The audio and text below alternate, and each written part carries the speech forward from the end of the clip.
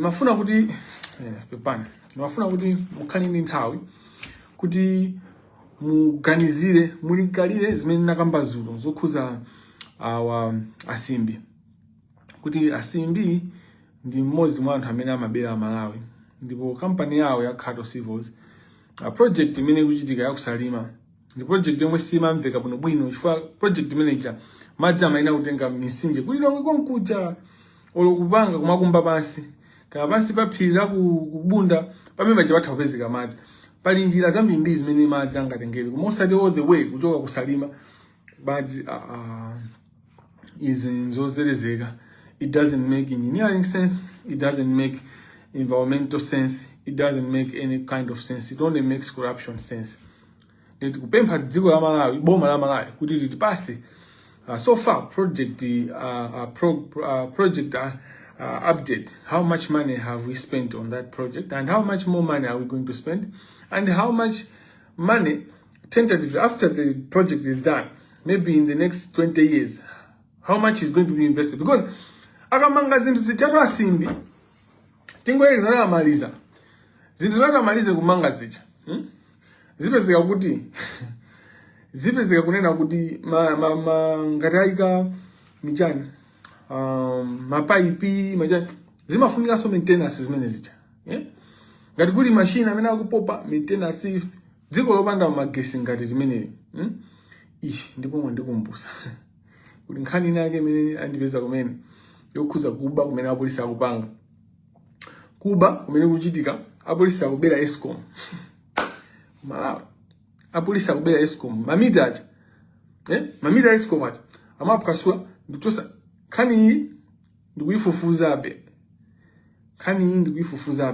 ngese ndifuna kuyifotokoza mobanga komano ndikuyifufuzabe apolisi amaba mamita Eskom ndikuchosa mo zomwe zimakhala mkati munja sindifuna kuti ndizija kukhala technical ndakazichosa zinthu zimene zawakagulisa kwa mwenye wakubangwe mukumuziwa inu mwenye amene akutetezedwa apolisi ake ndikuwaziwa amene akumuteteza onse panopa ndikunena pano Eskom ikali ndi umboni umene ulipo kale chifukwa munthu anazabereka 2 million atangwira kina kuzabereka 4 million kuti mmene amapangira kuma anthu anatchula anthu amene ali pa payroll yako.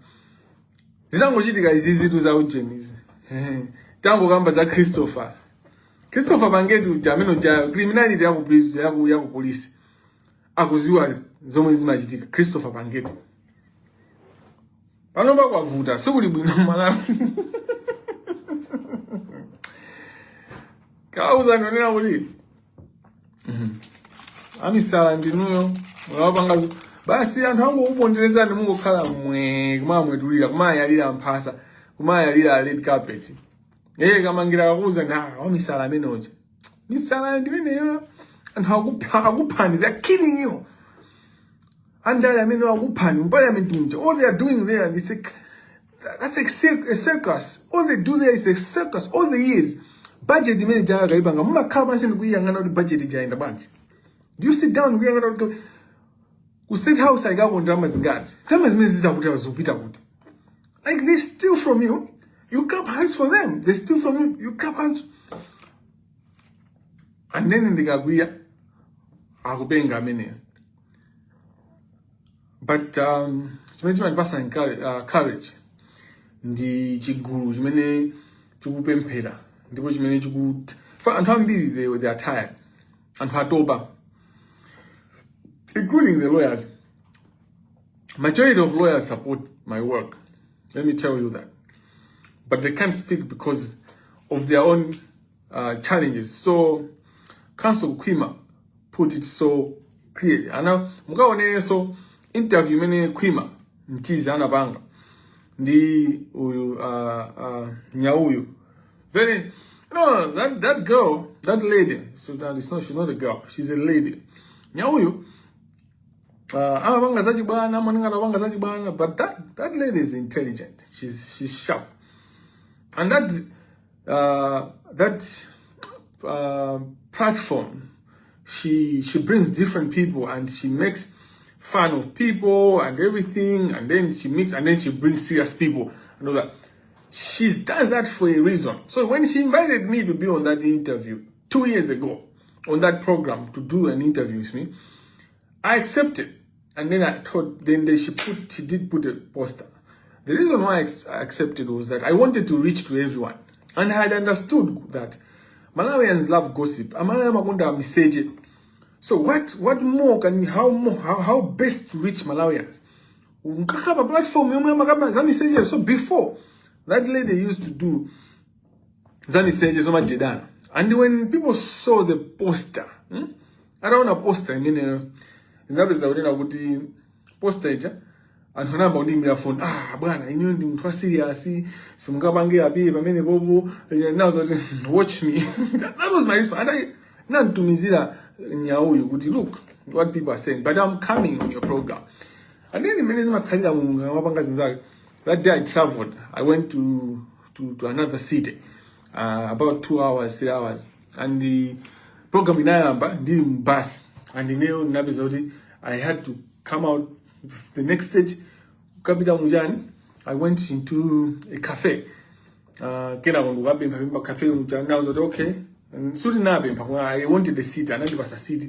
I sat, and I'm waiting in her.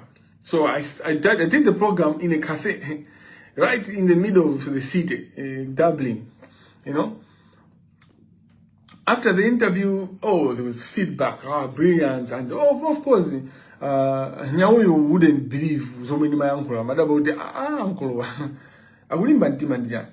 Now, over the years, when I say over the years, I mean 2 years.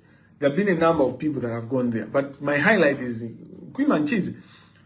I ask you, the woman Hana Malay, Mugan to say the program. Zimana and Quima. And the Sipam Suzo Kamangila as we are. Because me, I finally know Kamangila, we should have Kamangila. No. The point is why people are silent. He explained it so well. Enough for Rosa, if what mean to Akarila Jet and Kakari Mangila in a zona. That is the main point I want to say. And who Anagida Mulinga, and Hanagida Mukapolo, and who Hanagida Mujani, Musanga, Zaminga, Kutango Yankula, Minga Zija, Kutamanga Sanga Minga, Ugango Yankula. Special Mankula is Sunta and Dodi Gubaya. When Ubanga don't Sunta, you Gubaya Minga. That's the life of most Malawians. Gudi and Sanga and Kule Jifua, Agumva Kupweteka. Jifua Jodi Amakara, Agumva Kupweteka. The idea to think, Unena Gudi, Amalawi don't want change. Kabena Safuna Kusinka, Kabena Malawi Nazoro Yaizi, Kabena Malawi, Doba Danzeru. Yes, Timata Nada Malawi, Zeru's Majebea, Kuma Zao Muntu, Zona, okay. Amalawi Amata Wona, Unena Gudi. Izukuchiti kanzakudi. Sudi alibe maso sakuona. Komano sakhala kuti ndeti ngatani. So no, the last 2 years Amalawi akuziwa kuti angatani. Panopa mmene tukankha akuziwa kuti angatani. Ndeti Pazoopsa. Ndakhala ndikupereka warning kunena kuti Amalawi akuziwa chimene angapange kuti dziko lawo lisinthe. Ndeti Pazoopsa. In the course of conversation and the course of interaction, ndapanga realize kunena kuti all the heads of government in Malawi, and there's Vima Galimoto, it's not really Galimoto, right? Not even Zima Galimoto, but Vima Galimoto. Vima Galimoto, Maziwa, I'm not about Valimoto, see, what's that Galimoto? I'm not Galimoto, Valimoto. Value, the cars with value. So it might be Valimoto, Vima Galimoto, with value, cars with value. Heavy duty. Magali modo odula kwambiri. Magali modo odula.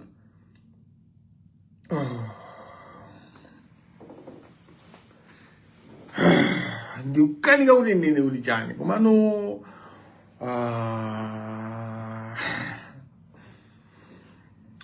ineyo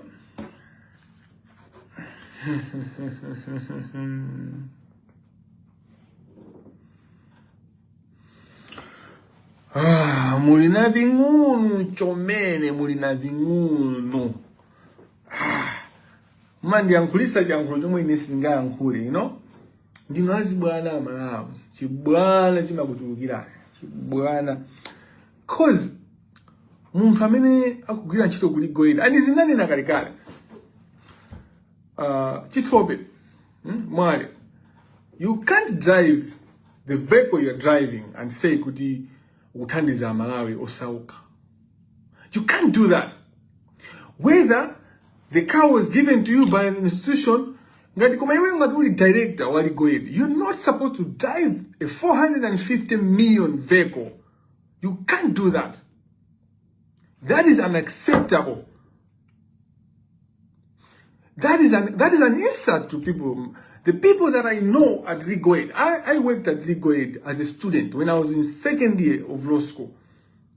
The people, and hamina mabuya kuli Rigoed ndantuo sauka, antonina kuti, antuo vutiga. Ndia mabuya soina a classina kuti mina middle class, koma sanga kwa nise lawyer kamina sanga figire pa mene bobo. You can't directly Rigoed sanga endese gali moto. And this is nazinena. I kept on talking when in Jankagala, Master Jankagala, the director, and I did Nissan Patrol. So, Kaya Chagwe, Master, another when there's Nissan Patrol. Nissan Patrol, director, Waku Adimak, Anajo Sedanchido, before you go and Nissan Patrol. Adimak Yodi Mabanga Zandala map, and Adimak where they were dealing with money. Director Anajo Seda, how Yajagwe. Before you India, Nissan Patrol, the same Nissan Patrol, Masawojanga Kalamaindia would go ahead, and it was okay. That's how stupid our country is. Because it was an ironic, but it was partisan.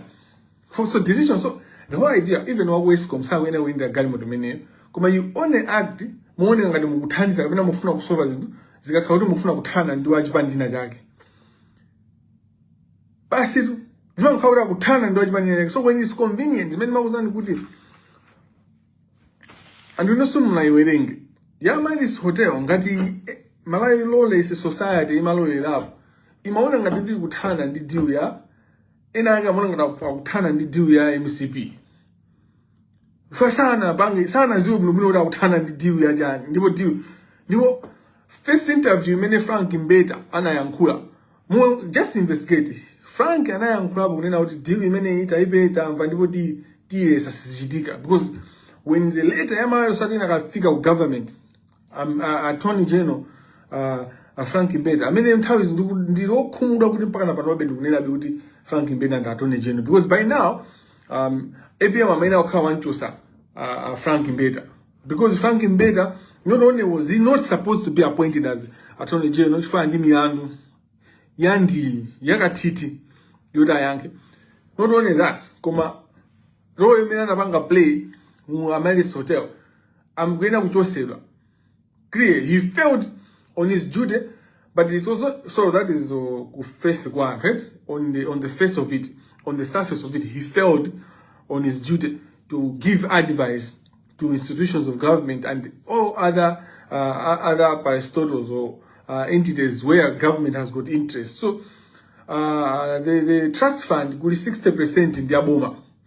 So the Attorney General has got a lot of say. So the trustees Chanchani are in the absolute discretion. There's no absolute discretion. And any discretion has to be exercised within the law, within the realm of law. Trust principles. So it didn't work. So the discretion that the trustees kodi zinduga nkhamu jije wait mphamvu zimene amene amayang'anira chuma chimene chimayendesedwa kuchithandizira anthu akamabuma pa ntchito amayuza mphamvu zawo moyereka mulingo omwe umawonesesa kuti zizi zonse zimene akupanga chikukomera amene zimayenera kuwapindulira ogwira ntchito mboma pamene popo tamaliza basi tatanthauzira for trans principles kuti tanthauzire njije wasibano akamchwezera ndamina angafotokoze. I don't think even Professor Mwiza jije wacho he was actually Professor Mwiza Nkata ndamina anatiphunzitsa trust. He was the one amene anacheka magai anthu ankalephera ankabwereza from second year because of my trust. a professor mwenza nkata padupa tikamacheza of course ndikaikonda ankaphunzisa popo. He was actually excellent. Sanenso ankaphunzisa popo. He was very, very good, Professor Mwiza nkata. Kuma noma iswa wantu ankalephera sindikuzwa lifa yani. Kuma kuja school so timavutisana kwambiri. Maka kuchanko. Antu ankalephera trust ndiyo phweka. Trust actually ndiyo phweka. Trust imene kuphweka kumene ifoti ndiyo mveka. Season zovuta trust law supposed to be the many land law. A professor kamchize antu amalephera kulephera koma landi ayikona ukhayo phweka ifo timakhala pa landi timakhala malo pa dziko. Anyway ndimakamba za mene tikuyenera kuti timvetsere zinthu zimene zikuti panga affect makamaka akugwira ntchito mboma. Then mazakamba za ambeta. Mazakamba za ambeta kuti ambeta anakanika pa njira ziwiri. Kungoziyang'ana pa mwamba komanso ukaziyang'ana deep. Zono pa ndakamba za pa mwamba za deep kulepha kwa ambeta unaona kuti anali munthu mmodzi amene amathamangisa diwicha kuti itheke. Anyway, nkhani ili apa si ambeta. Nkhani ili apa ndionena kuti ifeyo ngati dziko sitingadalire ena ake kuti atipulumutse. Mene tamvetsa zinthu tikuyenera kuti tipangane organize. Kaya pamudzi kumidzi kumene tiliko tizipita kwa mfumu kuti koma pali nkhani imene ukambidwa pa social media. Pakukambidwa kuti bomamu tikubedwa ndalama. Ndi inuwe kupita kwa mfumu kumene kwa group kuti group ife itamvera pa Facebook pakukambidwa nkhani kuti kusowa kwa mankhwala kumene tikusowa chifukwa choti anthu akutibera ndalama. Umboni wa Kamangila amanena kuti tiyang'ane azakuluakulu amboma magalimoto amene amayendera. Wani umboni wake ndi umenewo. Umboni wina akuti tiyang'ane manyumba awo amene akumangira komanso ana awo masukulu amene amapita. Komanso unena kuti tiyang'ane kunena kuti iwo azovala zimene kungoyang'ana azovala zimene amavala olo tikayandikana nawo fungo limene amamveka fungo ngati aku Europe ngati fungo lomwe silinalimvepo ngati kuti iwo agwa kuchokera kumwamba kuti anthu akamayamikiratu anthu amene nemukuoneka ngati mwachita kugwa kuchokera kumwamba anthu akumuzi amene akafuna kuti akubere mamuza munthu amayi kuti kukongola kumene mukhangati kukongola chonchi bwanji mwachita kuoneka ngati mwachita kugwa kuchokera kumwamba. Komanso anthu amtown bacha andikalaini ngakunena kuti are you okay? Are you sure okay? You're not hurt? Because you look like you just falling from heaven. Ali kumuuza munthu amayi imeyo. Amwene. Ndipo mudzi pacha. Anthuno azipitano ukapanga demand kwa mfumu kuti chaka mwezi uno fa mfumu aja amalandira onoli amalandira salary pa mwezi. Ndazikafusa kuti pa mwezi panopa amfumu mwapangapo chani nkhani ya corruption, nkhani ya katangale. Kenako mafumu aja azipita kwa group village headman kuti kumuziku kubuka nkhani imene yayambika ku Facebook social media kukamba za mmene ndalama zikubedwa tsiku ndi tsiku ndi anthu ogwira ntchito mboma komanso anthu akuyani amabanki ndalama zathu amatulusira mabanki komanso anthu amene amayendesa zachuma most private sector, both private and government. Zimene ndi example. Capital Alliance inaba ndalama za Malawi. Paka ndapanopa palibe responsibility imene imaoneka. And Reserve Bank of Malawi ili mbali imodzi imene tingayipange blame for this. Reserve Bank of Malawi ndi chinthu chimodzi chimene ngati kuli corruption, there's no cash gate without Reserve Bank of Malawi. There's no cash gate without bank. Nimabweleza kulibeko cash gate opanda Reserve Bank of Malawi, opanda mabanki ngati National Bank, CDH Bank, FDH Bank ndi nayo tsiku lake nimanena mobweza. For kumeneko 80% of 90%, 95% of government business is ku FDH Bank. You think that's just by accident? Ndedo nufuna tsiku linani za kufurukozereni za election case. Actually, in Bank Friday, I need to take a break from social media because I've got some work that I need to do. We need a certain target I need to reach on my research. School yanga yafika balevu ina fanya ndima kuzira ntulu unaka sasa kuna mizeni jina jago manu from Friday didn't a break. I'll take a break. Maybe it will be 3 days, it will be 1 week, it might be 2 weeks, but I need just to focus on my research on Ubanga, access to justice for people with cognitive disability. I'm trying to look into the aspect of Ubuntu concept, the Ubuntu philosophy, as a tool that can be used to advance the principles under the Convention on the Rights of People with Disabilities on access to justice for people with cognitive disability, that under the insanity defense, we can modify the insanity defense in a way that it advances the interests of people with psychosocial disabilities. So that's my area, and I need to sit to focus. So just a week, just 2 weeks. Even you can give me even a month. Yeah? I need a break. You know, I need a break for pajurugisa sadana. I'm conceptualizing the fight against corruption in the justice system. So I'm developing from fighting corruption in the judiciary to fighting corruption in the legal system. I mean, in the legal profession, to fighting corruption in the justice system. What is the difference? Corruption in the judiciary, you're just talking about judicial officers. So that's how I began in 2024.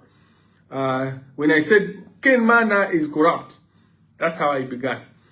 And then I transformed. By 2024, I started looking at corruption in the legal profession because I realized, my judicial officers, they work together with lawyers to do corruption.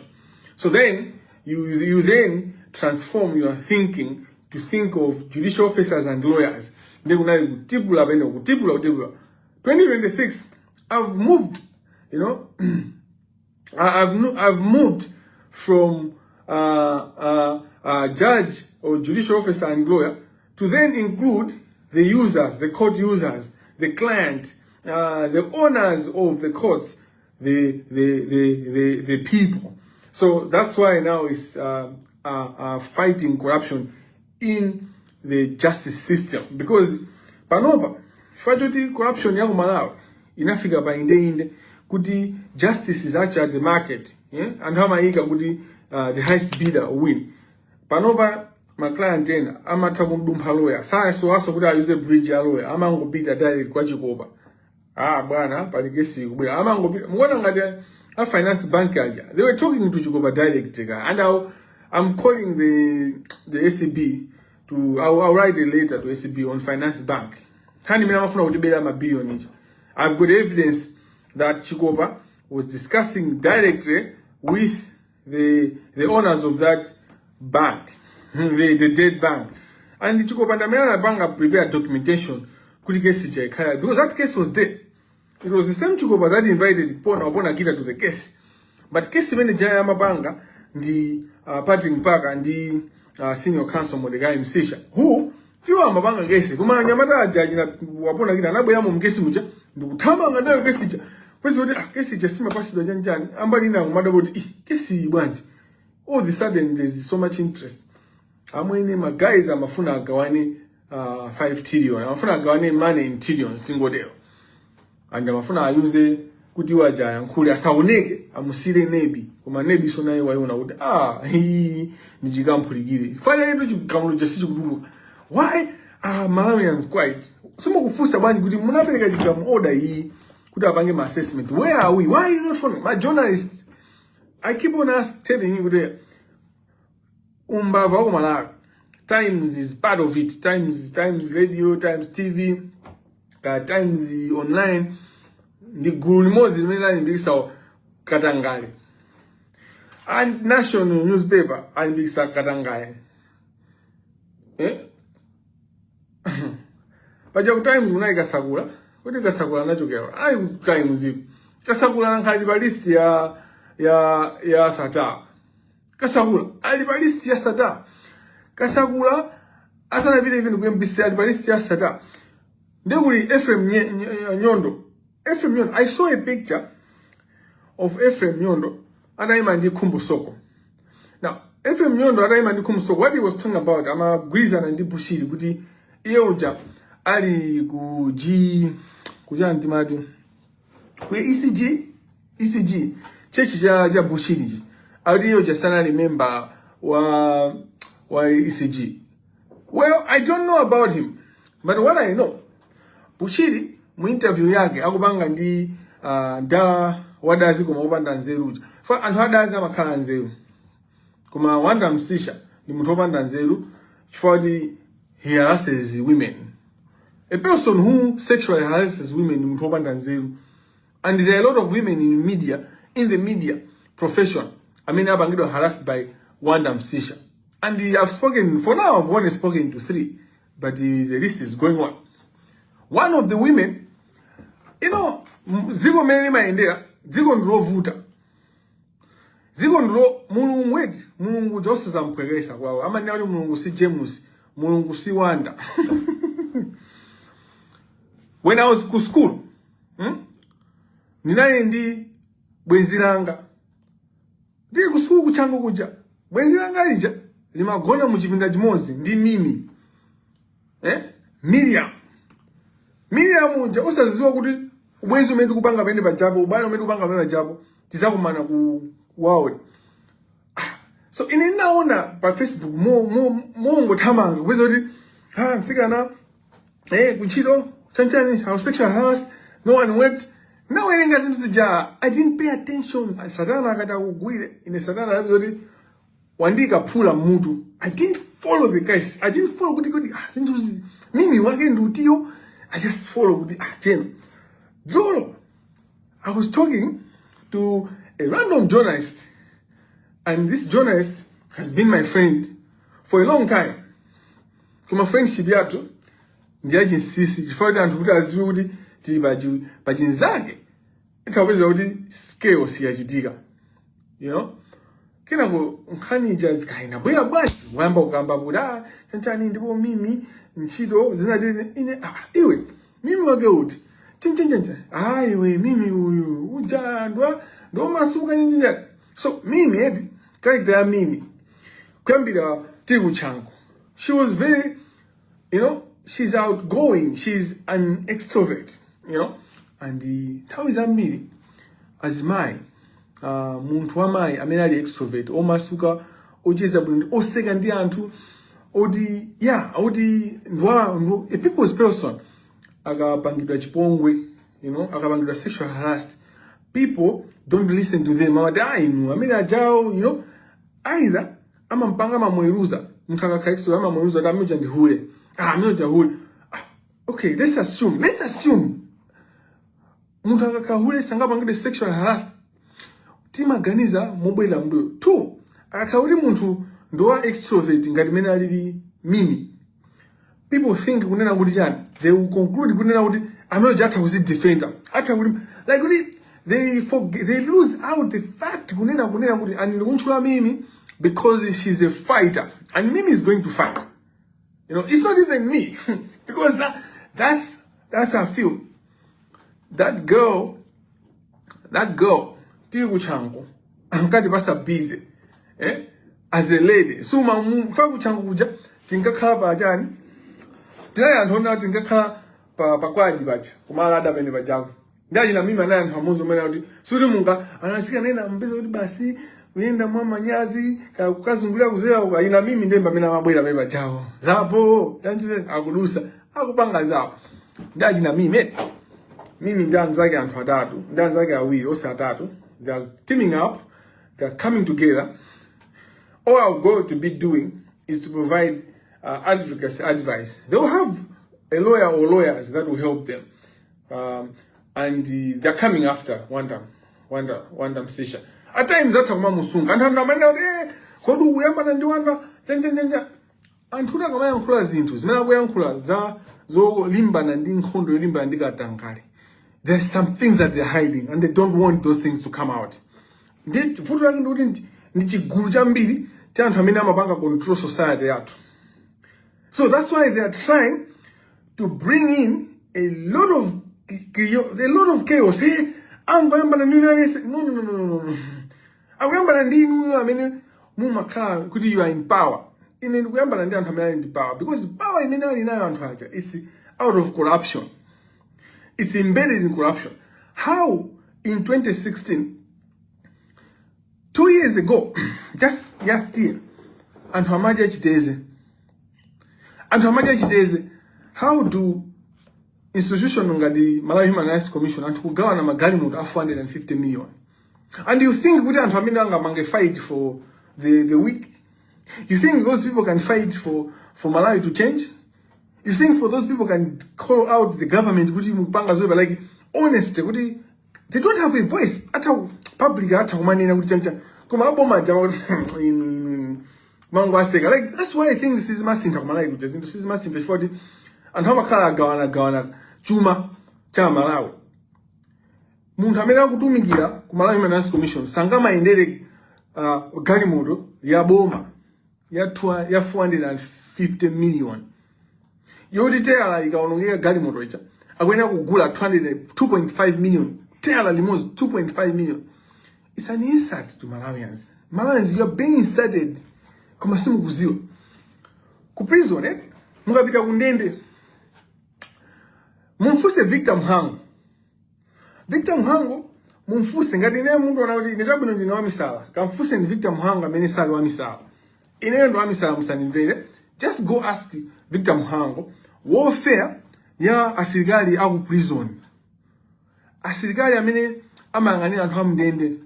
Mukaone osati sinunga apapa sinugamba za andende wet sinugamba za Malawi. Fa anthu amene amangidwa akugankha milandu atima acha kuti Malawi ife amene owakonda amene mapitako. Ine manada akaidi zigawenga chanchani ife manada akaidi ife manada rather Malawi and the other names there and there. Sinugamba za Malawi omangidwa. Tugamba za oyangani omangidwa. Their warfare is in tatters.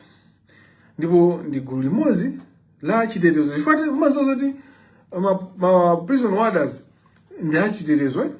Ndigulu limozi la chitetezo. They are within the homeland and security command, the most ignored. You know, the most ignored. When you look at it, takaiona in Zomba prison, mukangolowa mzomba prison, mukamalowa all those men zimakhalira muti in mukuziwa how old that prison is, how unsafe that building is. And then you have mundu moza kwenda galimoto ya 450 million. Are you okay? You are insane. Ndino Akupanga. My head of government kumalawi, you are stupid and in ndanto ndikamana mind Pusa, ndanto penga ni manena inuyo. Kupusa kwanuko mwabangisaso anthu Malawi atani aziziri akhale uzizira foti mwafinya. You know, mwa alipira kuja ndaka munthu ngati sawa kuja ani mbabwanji. Ine tu ndima takataka jonchi ndipo mafani maja every day. You know, ndima aja ndika lada ndima bika motion ndika ziponya mene my life life mimi makhala ineyo. The life I live in Europe, even the richest person in Malawi cannot manage that life.